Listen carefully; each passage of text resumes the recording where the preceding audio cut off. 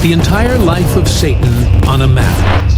Long before the earth's first sunrise, Satan, known then as Lucifer, he had a different name. He was called Lucifer, and his location was in heaven. So we need to leave earth and go up. It makes sense that Lucifer lived in heaven. Lucifer was one of God's main angels, and Michael and Gabriel in God's heavenly hosts. Lucifer is believed to have been located at the throne room, the central place of heaven where God's throne is surrounded by worship, lightning, thunder, and the 24 elders. Angels and heavenly creatures worship God continually. 3 key texts paint a picture of heaven for us. 2 of these texts are in the Old Testament, and the third is in Revelation 4. Underneath the attractive outer appearance, a strong feeling of pride was growing. The heart, which used to be in tune with goodness, started to desire personal power and success. The Bible explains this by saying, "Your heart became proud because of how beautiful you are, and you lost your wisdom because of your brightness."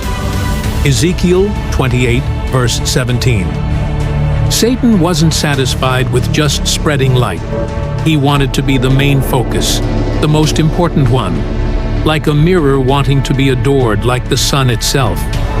Satan's strong desire for power couldn't be kept quiet, leading to a big battle in heaven. The Bible describes this in Revelation 12, verse 7, where it says Michael and his angels fought against a dragon and its angels. In the end, the dragon wasn't strong enough and lost its place in heaven, as mentioned in Revelation 12, verse 8. The rebel lost and was thrown out of heaven. Satan, who used to be a bright angel, fell down quickly into darkness. Jesus talked about this, saying he saw Satan fall from heaven like lightning.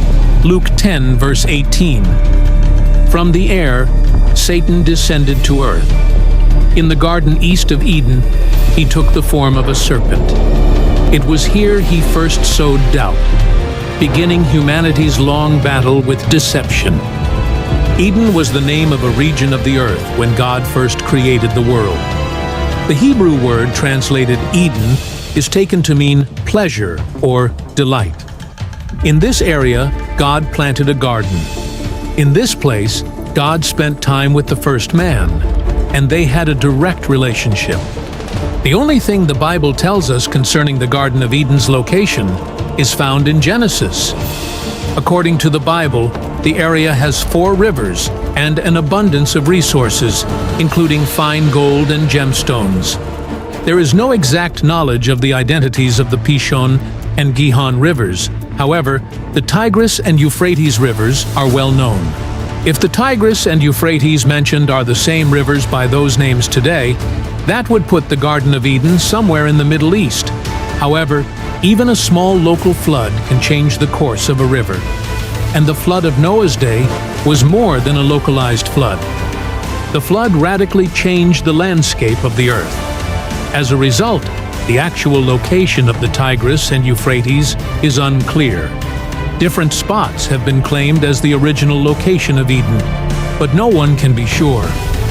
In Eden, Satan came into the story. He went to Eve and tricked her with a sweet-sounding lie, asking about the rules that God had given. He misrepresented God as prohibiting Adam and Eve to eat of every tree. Next, Eve said that they were not to eat or touch the fruit of the tree which is in the midst of the garden. But God had said nothing about touching the tree. "You will not certainly die," the serpent said to the woman, "for God knows that when you eat from it, your eyes will be opened, and you will be like God, knowing good and evil." When the woman saw that the fruit of the tree was good for food and pleasing to the eye, and also desirable for gaining wisdom, she took some and ate it. She also gave some to her husband, who was with her, and he ate it.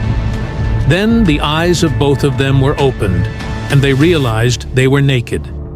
It would have been better if she had asked for his advice instead of taking control.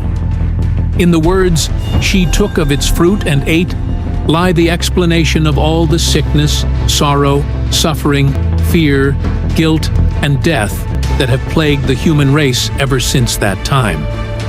The first verse reveals a significant piece of information about the snake, which is that he was more crafty than any of the other creatures. This is not primarily a negative term, but suggests wisdom. The snake only speaks twice, but it manages to disrupt the trust and obedience between the man, woman, and their creator.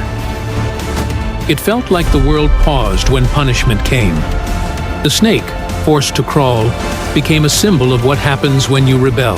God predicted that a hero, born from a woman, would defeat the serpent, referring to Satan, but would also get hurt. This is known as proto-evangelium, which is the first hint of salvation in the future. Satan is like a dark shadow. He quietly but strongly affects what happens, and he often tries to influence what God does. His reasons are complicated, but mostly he doesn't want to follow God, and instead wants to show his own strength. In simple terms, the Bible describes Satan as someone who encourages people to do wrong, which creates a divide between God and people. Although he is not directly named in the Old Testament in connection with worshiping false gods, it's clear he plays a role in this. People being tempted to worship idols instead of God is a major issue in the Old Testament. Satan isn't satisfied with just leading people away from God. He is turning his attention to those who are faithful and believe in God, trying to find any small mistake they make. He would then use these mistakes to accuse them in front of God, constantly trying to prove they were unworthy. However, even with all these accusations, there is still hope. The book of Job provides a more personal and direct insight into Satan's role. Here, Satan challenges a righteous man.